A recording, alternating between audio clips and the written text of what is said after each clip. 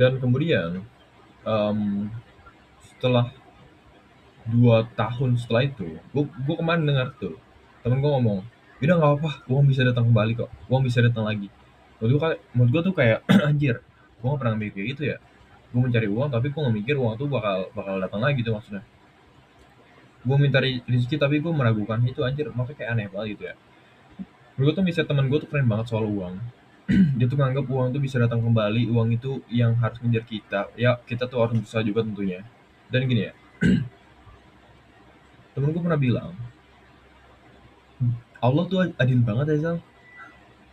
Coba aja bayangin, kalau misalnya kita dikasih hidup yang mudah banget, kayak mereka-mereka itu, kita nggak mungkin bisa sadar, dan kita nggak mungkin nih, kayaknya bisa sadar untuk membentuk masa depan kita. Kita nggak mungkin bisa belajar sekarang nih, yang kemudian kita sadar untuk membangun masa depan kita menjadi lebih baik.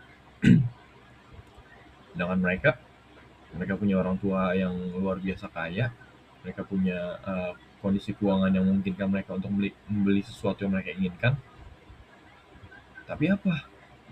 Mereka nggak manfaatin itu untuk sesuatu yang benar.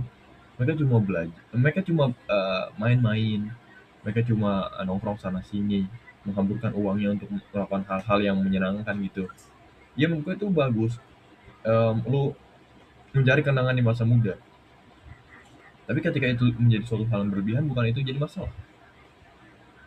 Nah, itu kata temen gue, menurut gue itu keren banget. Temen gue ngomong kayak gitu, Allah tuh emang bener, Allah tuh adil banget. Pengen aja semua hal di dunia itu, ngapain ngomongin itu sih, maksudnya tuh Allah emang adil banget. Gua dan temen gue dibikin dibikin sadar, sampai akhirnya pengen aja. Temen gue tuh dari Bekasi ke Tangerang Selatan ke Pondok Aren tuh cuma buat belajar. Dia tuh bolak-balik 1 jam, dari Tangsel ke Bekasi 1 jam, ke Depok atau Bekasi gitu gue lupa. Dan itu cuma buat belajar. Allah tuh ngasih arah, tapi Allah juga kasih tahu kalau misalkan dikasih arah, ya ini yang harus dibayar: bensin, tenaga, waktu. Ya itu harga dari kesadaran, ya tentu rasa sakitnya juga sih. Dan ya kan gue lupa tuh pengen ngomongin soal kesenjangan. Jadi sebenarnya tuh gue pengen ngomongin soal kesenjangan. Jadi ada orang yang bisa ngopi 80.000, terus sampingnya lagi orang 80.000 aja masih mikir buat ngapain. Ini seminggu bisa nggak ya? Pengen aja 80.000 untuk seminggu. Itu ada orang begitu. Jadi ya bukan. Jadi gini, gue tuh nggak mempermasalahkan orang yang menghabiskan uang 100.000 dalam sehari atau 500.000 dalam seminggu. Gue nggak memasarkan hal tersebut. Itu adalah hak lu, itu adalah wewenang lu. Oke, lanjut part 3. Maksud gue part 4.